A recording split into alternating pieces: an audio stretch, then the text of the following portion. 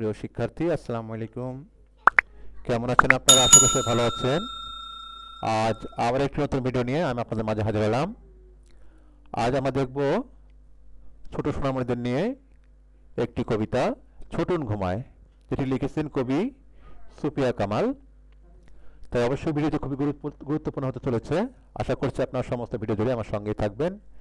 আর আমার চ্যানেলটি অবশ্যই সাবস্ক্রাইব করে রাখবেন, এবং যারা অলরেডি সাবস্ক্রাইব করে গেছেন তাদের প্রতি রইল আন্তরিক ভালোবাসা ও কৃতজ্ঞতা।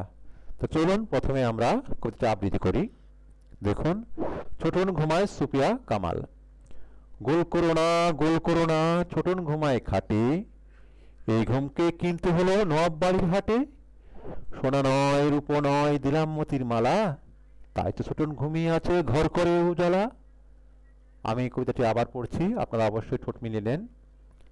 গোল করো না ছোটন ঘুমায় খাটে, এই ঘুমকে কিনতে হলো নবাব বাড়ির হাটে। সোনা নয় রূপো নয় দিলাম মতির মালা, তাই তো ছোটন ঘুমিয়ে আছে ঘর করে উজালা।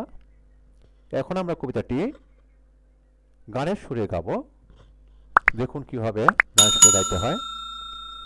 গোল করো না ছোটন ঘুমায় খাটে, এই ঘুমকে কিনতে হলো নবাব বাড়ির হাটে।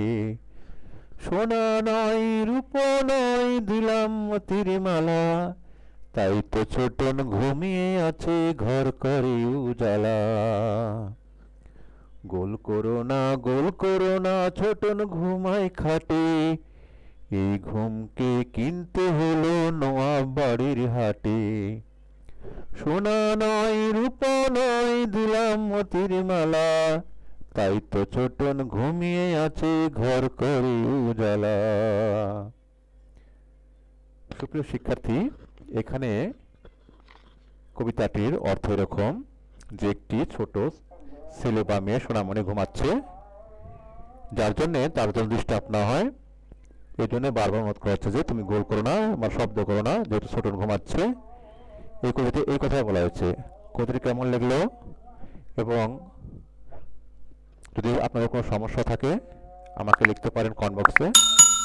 আজকে এখানে শেষ করছি, আবার দেখা হবে অন্য কোনো ভিডিওতে। সে পর্যন্ত সবাই ভালো থাকুন, সুস্থ থাকুন, এই শুভকামনা জানিয়ে আজকের মতো বিদায়। আল্লাহ হাফেজ।